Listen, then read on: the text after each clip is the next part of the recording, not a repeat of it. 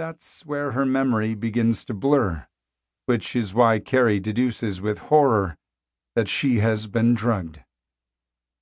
She can recall the rest of the night only in vague, dream-like snippets. She remembers stumbling into the front seat of the man's forest green SUV. She remembers gripping his shoulder for support as she tottered along the beach behind his house. She remembers collapsing, loopy and exhausted, onto his couch. But how did she end up in the shower? Her breathing quickens as she tries to formulate a plan. If she can just stop her head from spinning, if she can just make her muscles work again, she can step out of the shower. She can get dressed. She can go home. But Carrie doesn't get the chance. The bathroom door opens, and in walks the man from the bar. He strips off his white linen shirt and board shorts, pulls back the shower curtain, and steps in behind Carrie, brushing his nude body up against hers. Carrie gasps. She's filled with nausea and fear. She goes rigid from head to toe. "Feels good, huh?" he says, nuzzling Carrie's neck and sliding his hands along her thighs and up to her bare breasts. No, it doesn't feel good, Carrie thinks. Stop, please. No, stop. Carrie wants to scream and yell, but no words come out, only muffled sobs. She wants to fight off this monster, spin around, knee this son of a bitch in the groin, dig her nails into his eyeballs. But she just stands there in the running water, frozen, dazed, helpless to speak up or resist, praying for this nightmare to end as the man pushes himself inside her. Chapter 1. 4 years earlier. "Paddle faster, dude, you're gonna miss it." Andrew Luster, still boyishly handsome at 32, lies stomach down on an 8-foot-long freshly waxed pine wood surfboard that glistens in the rising California sun.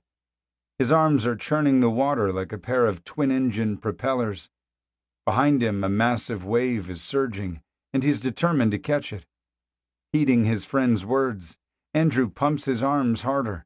A salty sea mist stings his eyes. His shoulders start to burn, but he doesn't let up. He's set his sights on that wave, and he'll be damned if he's going to let it get away. That's the kind of man Andrew Luster is, and always has been. He's a man who knows exactly what he wants, a man used to getting exactly what he wants, no matter the cost.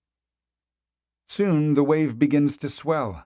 Andrew leaps up onto his board in a squatting position.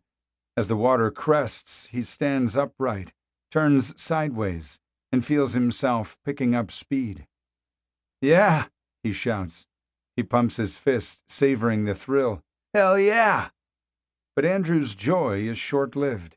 Without warning, his board jerks. He loses his balance and belly flops into the surf.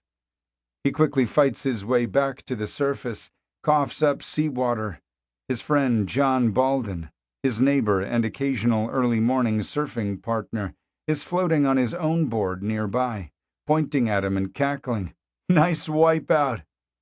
For a moment, Andrew is overcome by a rush of shame and fury. He hates being laughed at, almost as much as he hates not getting his way. But then Andrew forces a smile, reverting to his typical easy-going self. "I meant to do that," he calls to John. "I just wish I'd gotten it on tape." He's only half joking. As much as he loves his surfboard, Andrew loves another toy even more, his Super VHS camcorder.